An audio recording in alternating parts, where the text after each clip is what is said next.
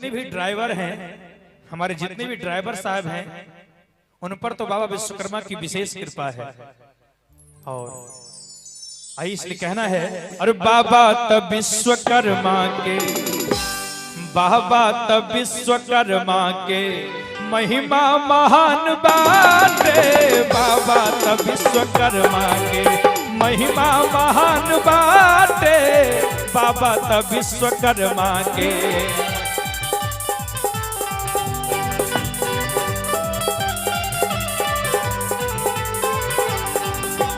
महिमा महान बाटे, बाबा तब विश्वकर्मा के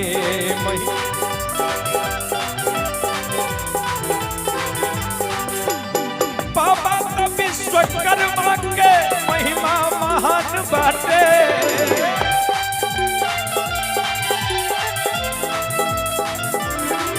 ओ बाबा तब विश्वकर्मा के महिमा महान बाटे।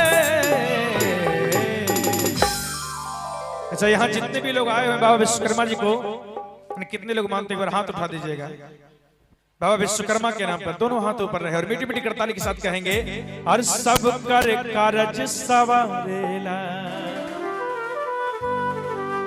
कि सब कर कारज सवारेला,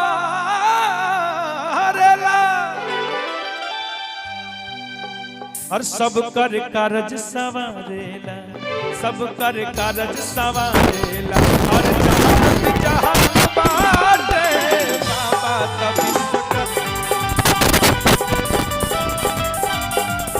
बाबा तब विश्वकर्मा के महिमा महान बाटे।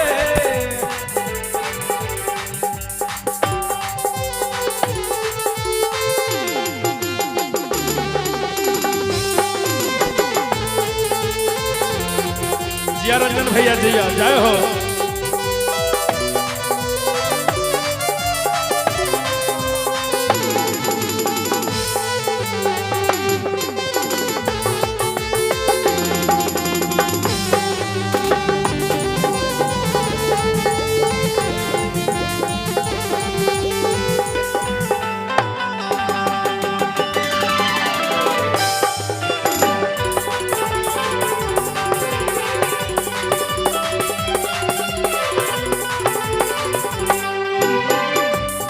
बाबा तब विश्वकर्मा के, बाबा तब विश्वकर्मा के महिमा महान बाटे, बाबा तब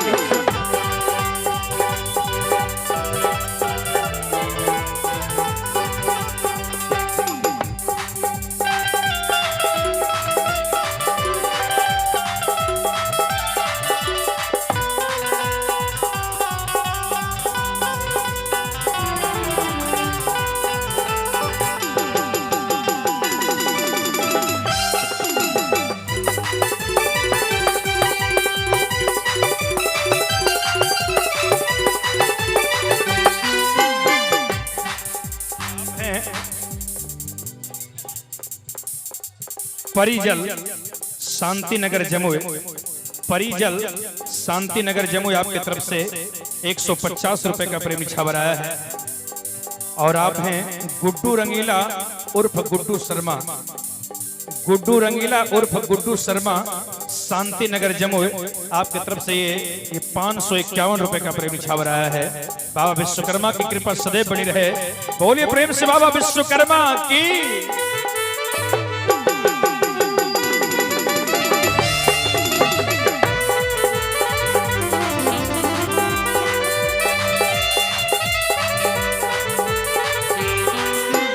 और कहते हैं, मूर्ति बनावे के शक्ति इनके कृपा से होला,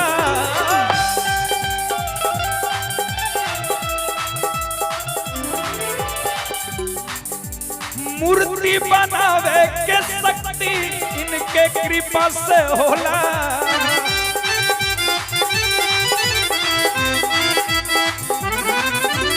इनका के याद कैलाश एक दिन तब बाबा भोला,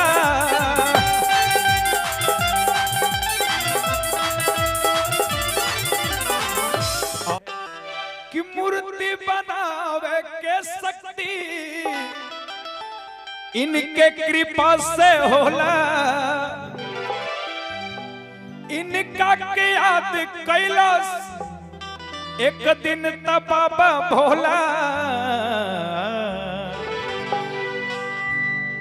पांडे बाबा अरे इनका कृति के अभियो तक, इनका कृति के अभियो तक और लंका निशान बाटे।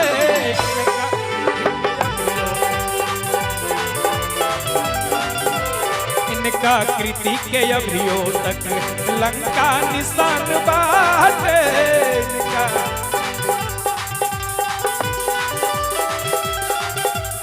बाबा तब विश्वकर्मा के महिमा महान बाटे। बाबा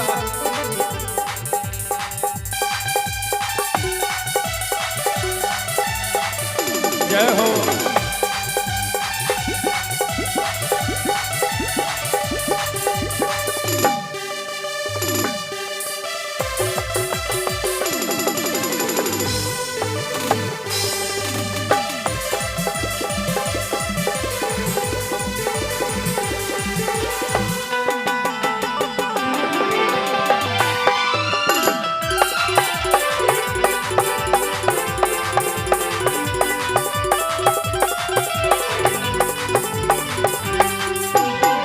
और विश्वकर्मा बाबा के अजब देख खेल हो।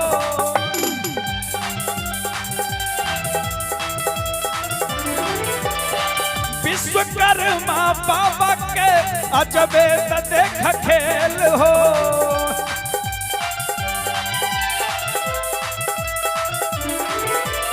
इनके कृपा से चलेला बस कार टेम्पू रेल हो।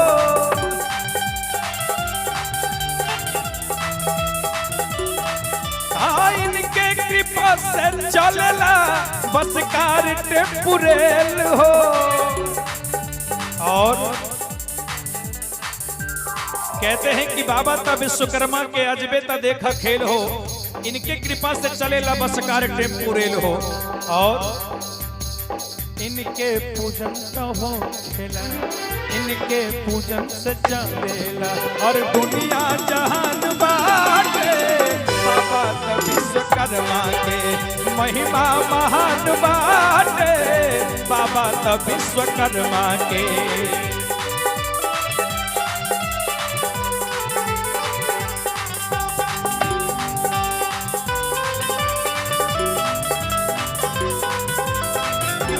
और विश्वकर्मा भगवान की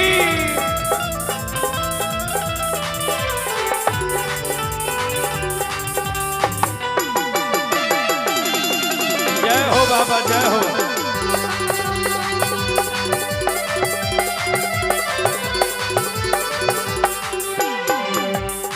बाबा तब विश्वकर्मा के महिमा महान बाटे। और इनके पूजन का समय और तिथि भी निश्चित है। इनकी पूजा जब भी होगी तो 17 सितंबर ये डेट फिक्स है। इनके डेट में कोई भी नहीं आ सकता है। इनके डेट में कोई भी नहीं आ सकता। इनका डेट फिक्स है। जितने भी त्योहार हैं सबका तिथि इधर से उधर हो सकता है, लेकिन बाबा विश्वकर्मा जी का ये तिथि कभी इधर उधर से नहीं हो सकता, बिल्कुल निश्चित है। इसलिए कवि ने कहा 17 सितंबर के दिन होला इनकर पूजनवा।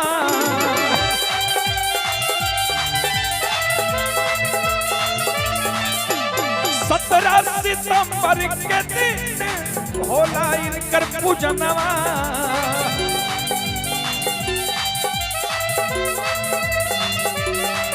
और बालक बेदर्दी झूम झूम के गावे इनकर भजनवा।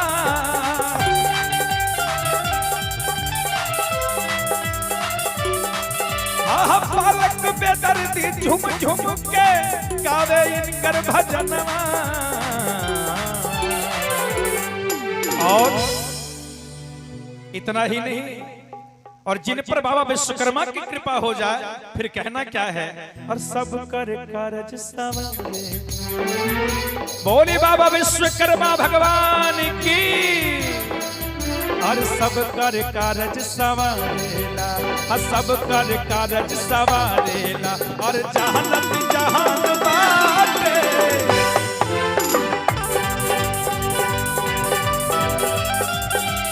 बाबा तो विश्वकर्मा के महिमा महान बाटे।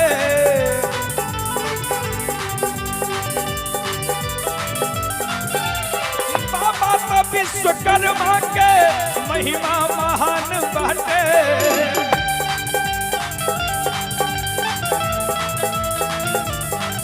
ओ बाबा तो विश्वकर्मा के महिमा महान बाटे। बाबा तो विश्वकर्मा के, बाबा तो विश्वकर्मा के महिमा महान बाटे। बाबा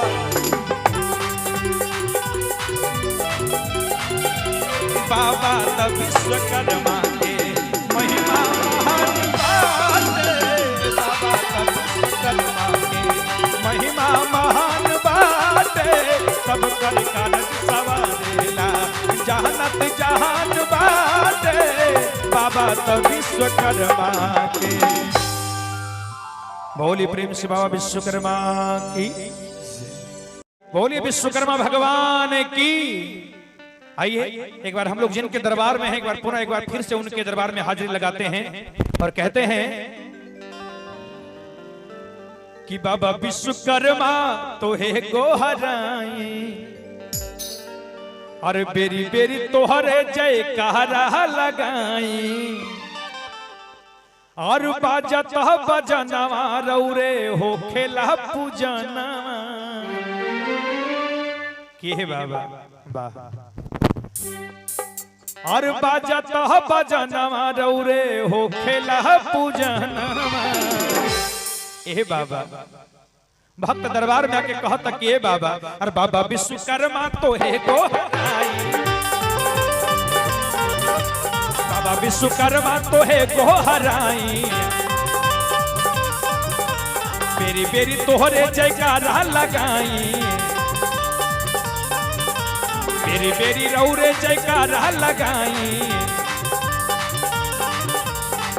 बाजता बजनवा तोहर हो खेला पूजनवा। बाजेला बजनवा रौर हो खेला पूजनवा। ए बाबा आर बाजेला बजनवा रौरे और हो खेला पूजनवा। भैया हो तब बालक बेदर्दी गावे तुम्हारे भजनवा। बालक बेदर्दी गावे तुम्हारे भजनवा।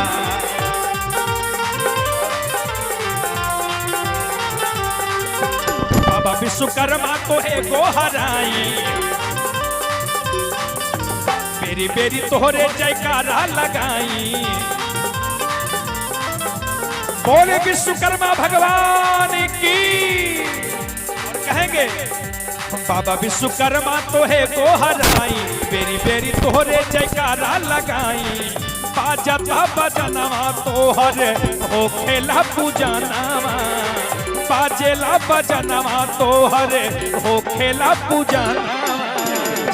बोले विश्वकर्मा भगवान की। ए बाबा और बालक बेदर्दी गावे तोहरे भजनवा।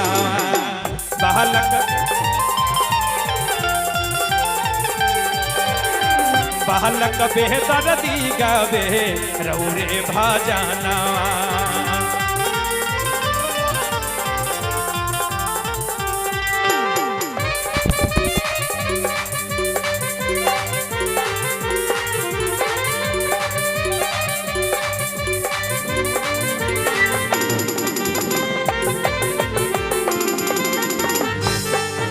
अरे क्या बात है भैया, क्या बात है।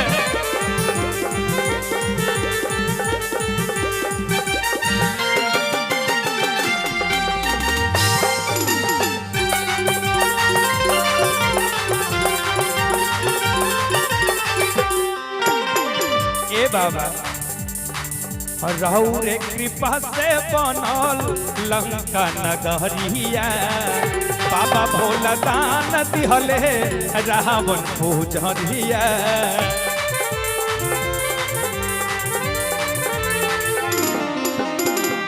रहु रे कृपा से बनल लंका नगरिया रावण पुजारी बनल दिहले जय कहरिया। ए बाबा केहू ना बनबल बाबा ऐसन भवनावा केहू ना बनबल बाबा ऐसन भवनावा। भक्त कहत के बाबा आज तक भी लंका नगरी निशान है, उनकी रचना स्वयं बाबा विश्वकर्मा जी ने किया है। यानी भगवान भोलेनाथ के कहने पर अरे रहु रे बनाबल बाबा लंका नगरिया और शिव शंकर के भगत रहले रावण पूजरिया। ए बाबा और केहू ना बनाबल ऐसन केहू ना बनाबल बाबा ऐसन भवनावा केहू ना बनाबल बाबा ऐसन भवनावा। बालक बेहतर दी गावे रौरे भाजनावा बालक बेहतर दी गावे रौरे भाजनावा।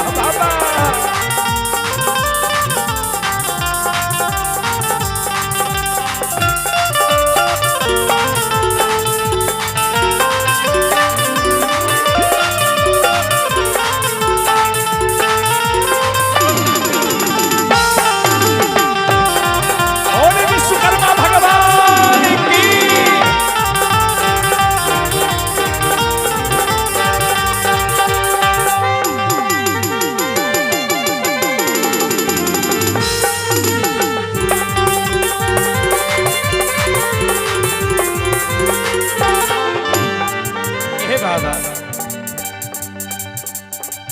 रेलगाड़ी जहाज के हई सरताज जी भगतन के माथावा पर रखी बाबा हाथ जी।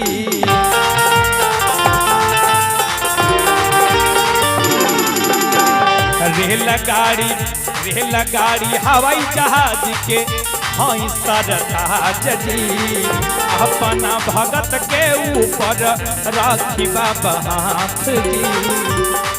ए बाबा 17 सितंबर के दिन होला पूजना 17 सितंबर के दिन होला पूजना। बालक बेहतर दी गावे रौरे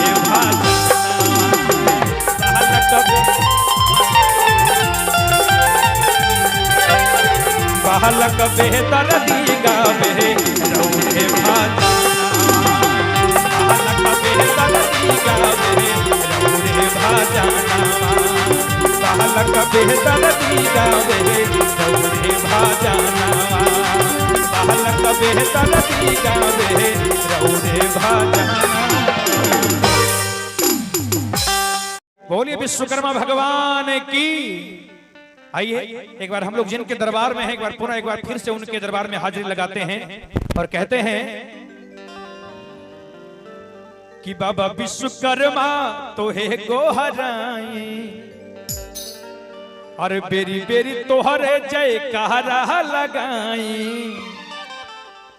और बाजत बजनवा रौरे हो खेला पूजनवा। के बाबा वाह और बाजत बजनवा रौरे हो खेला पूजनवा। ए बाबा भक्त दरबार में आके कहत कि ए बाबा और बाबा विश्वकर्मा तोहे गोहराई बाबा विश्वकर्मा तोहे गोहराई बेरी बेरी तोहरे जयकारा लगाई बेरी बेरी रौरे जयकारा लगाई बाजता बजनवा तोहर हो खेला पूजनवा बाजेला बजनवा रौर होखेला पूजना ए बाबा आर बाजेला बजनवा रौरे और होखेला पूजना भैया हो तब बालक बेहतर दी गावे तुम्हारे भाजना बालक बेहतर दी गावे तुम्हारे भाजना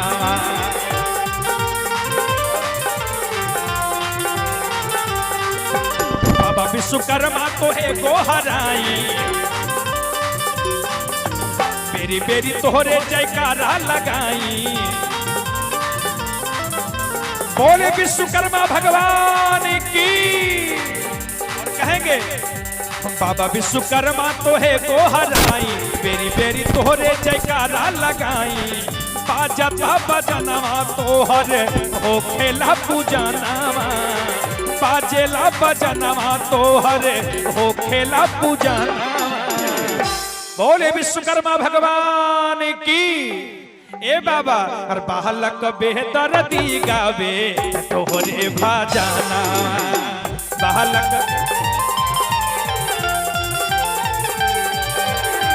बालक बेहतर दी गावे रौरे भाजना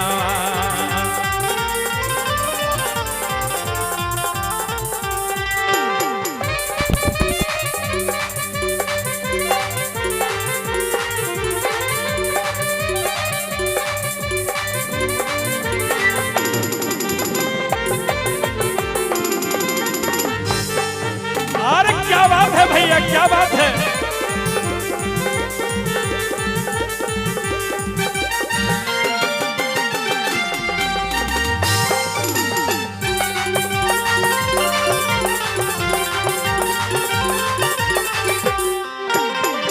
ए बाबा रौरे कृपा से बनल लंका नगरिया बाबा भोला दान दिहले रावण पूजरिया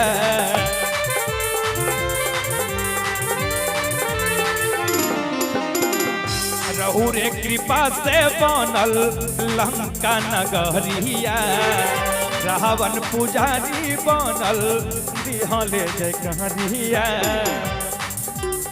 ए बाबा केहू ना बनबल बाबा ऐसन भवनवा केहू ना बनबल बाबा ऐसन भवनवा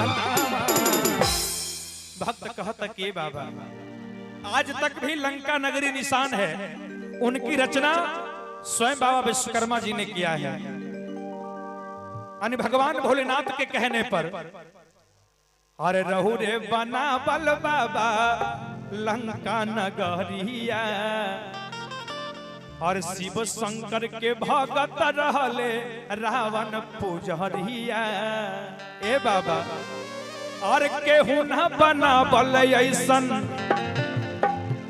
केहू ना बना बल बाबा ऐसन भवनवा केहू ना बना बल बाबा ऐसन भवनवा बालक बेहतर दी गावे रौरे भाजना बालक बेहतर दी गावे रौरे भाजना बाबा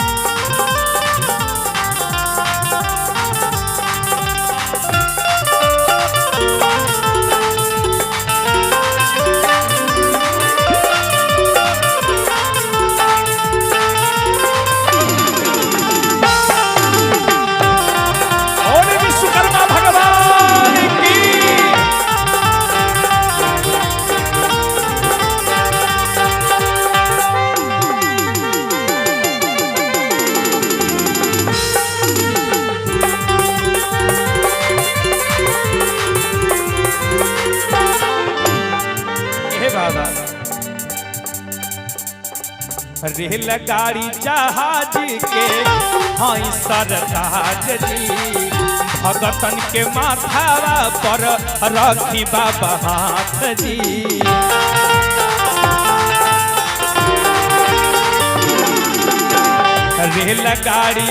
रेलगाड़ी हवाई जहाज के हई सरताज जी अपना भगत के ऊपर राखी बाबा हाथ जी।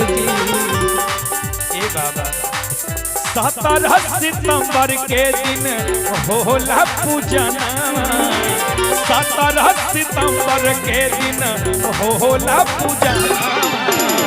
बालक बेहतर दी गावे रे भाजना,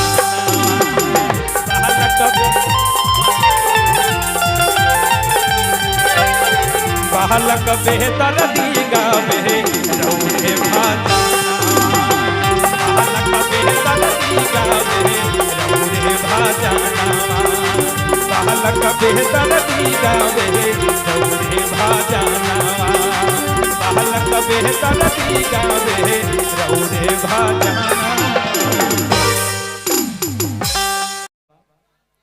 एगो भक्त बाबा विश्वकर्मा के दरबार में जाके बाबा से निवेदन करता कि बाबा आज आप जो भी देख रहे हैं छोटी से छोटी गाड़ी है ना, टेम्पू से लेकर के रेलवे तक, हवाई जहाज तक, यानी कंप्यूटर इत्यादि जितने भी मशीनरी चीज हैं सब बाबा विश्वकर्मा की ही कृपा है, इसलिए कहना है। और जितने भी ड्राइवर हैं, हमारे जितने भी ड्राइवर साहब हैं, उन पर तो बाबा विश्वकर्मा की विशेष कृपा है। और आई इसलिए कहना है, अरे बाबा तब विश्वकर्मा के, बाबा तब विश्वकर्मा के महिमा महान बाटे, बाबा तब विश्वकर्मा के महिमा महान बाटे, बाबा तब विश्वकर्मा के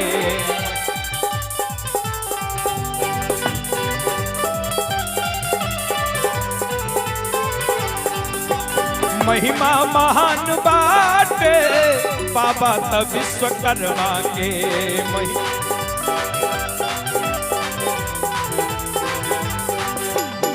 बाबा तब विश्वकर्मा के महिमा महान बाटे।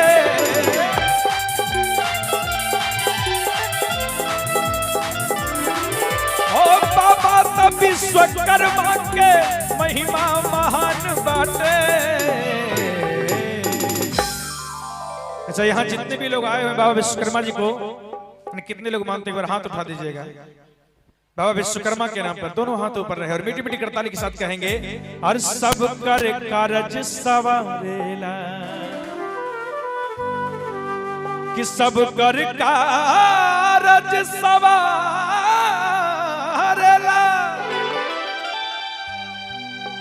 और सब कर कारज सवारेला, सब कर कारज सवारेला, और जहाँ बाटे बाबा तब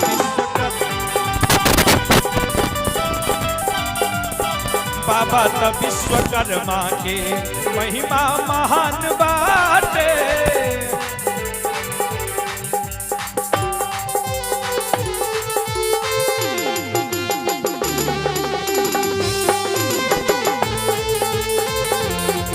जिया रंजन भैया जिया जय हो।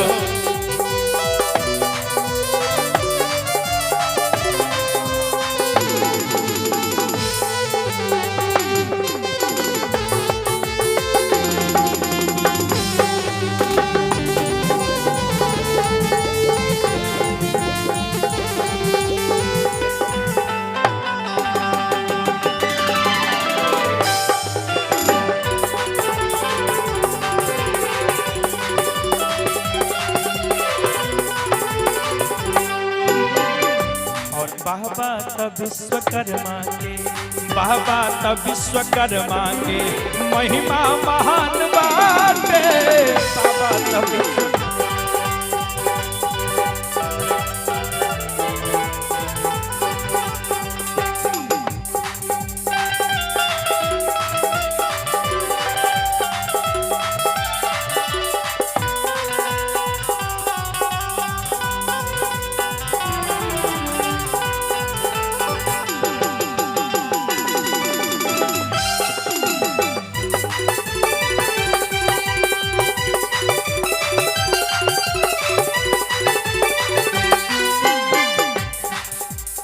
हैं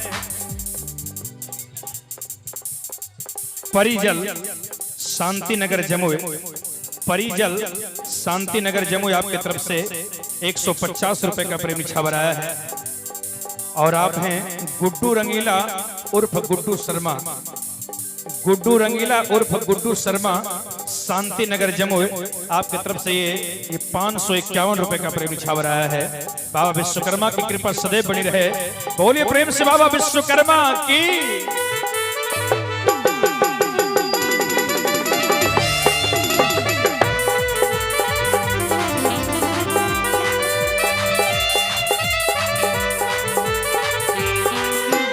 और कहते हैं मूर्ति बनावे के शक्ति इनके कृपा से होला।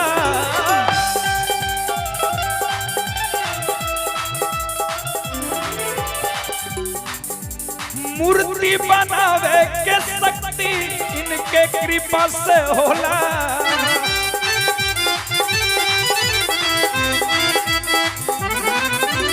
इनका के याद कैलाश एक दिन बाबा भोला।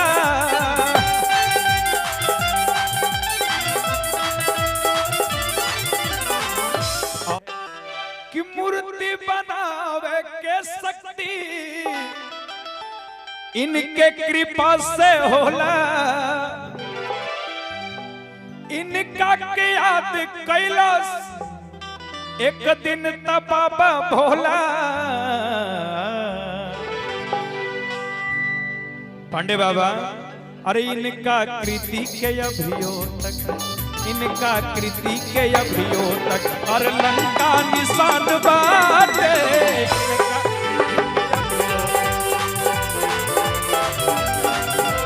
इनका कृति के अभियो तक लंका निशान बाटे।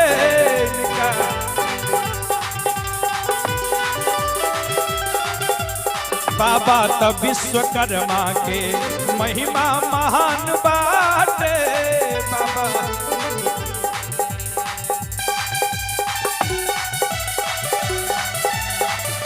जय हो।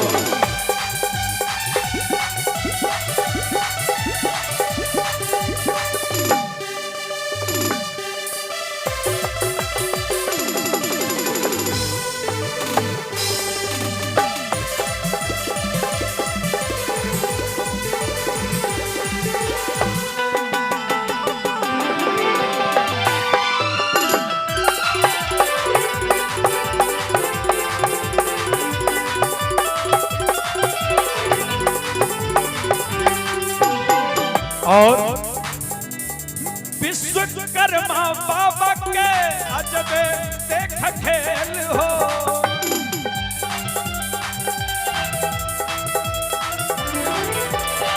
विश्वकर्मा बाबा के अजबे देख खेल हो।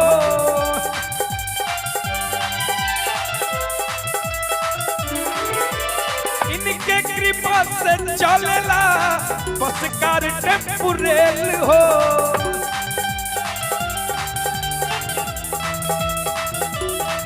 हाँ इनके कृपा से चलेला बस कार टेम्पू रेल हो।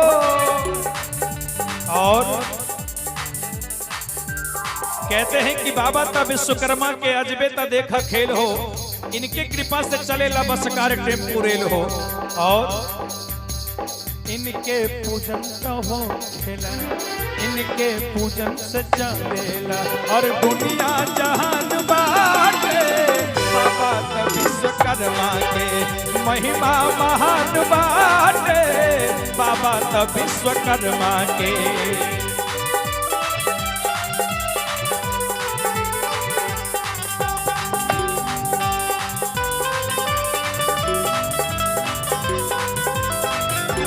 और विश्वकर्मा भगवान की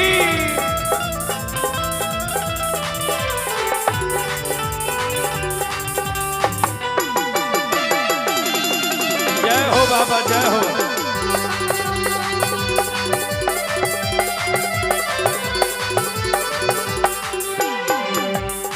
बाबा तब विश्वकर्मा के महिमा महान बाटे।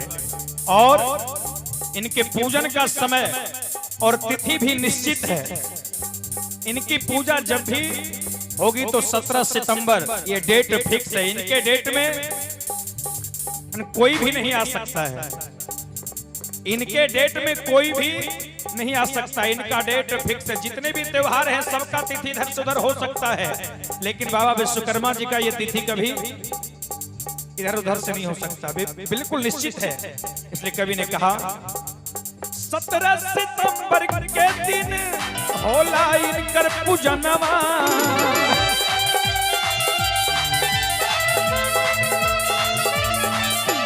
17 सितंबर के दिन होला इनकर पूजनवा।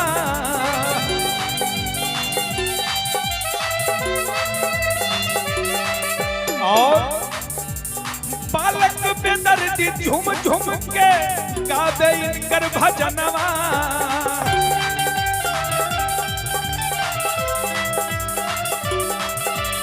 बालक बेदर्दी झूम झूम के गावे इनकर भजनवा। और इतना ही नहीं, और जिन पर बाबा विश्वकर्मा की कृपा हो जाए फिर कहना क्या है। और सब कर कारज सवारे, बोली बाबा विश्वकर्मा भगवान की। और सब कर कारज सवारेला, सब कर कारज सवारेला। और जहानत जहान बाटे,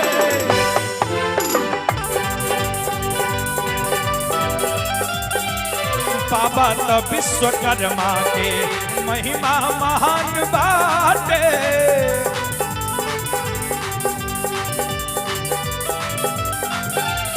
बाबा तो विश्वकर्मा के महिमा महान बाटे।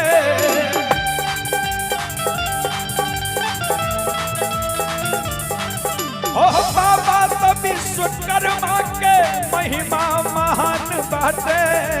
बाबा तो विश्वकर्मा के, बाबा तो विश्वकर्मा के महिमा महान बाटे।